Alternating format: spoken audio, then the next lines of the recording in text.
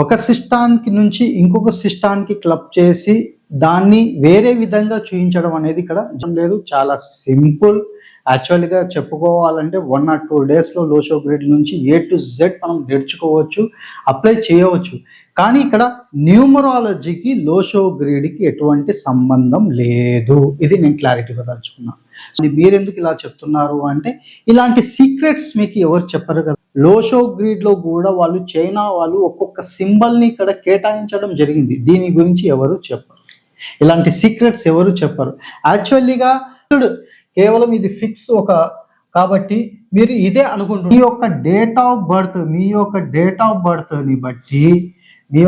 Of బర్త్ని బట్టి మీ కుండలిలో ఏవేవి ఎక్కడెక్కడ మిస్సింగ్ నెంబర్స్ ఉన్నాయి, ఎక్కడెక్కడ రీఫిల్ అయి ఉన్నాయి అనేటి, అంటే ఫిలప్ అయి ఉన్నాయి అనే దాని చాలా మంది ఇక్కడ మనకి ఏమనుకుంటుంటారు అంటే అన్ని నెంబర్స్ ఉండాలి, మిస్సింగ్ అయిపోతుంది.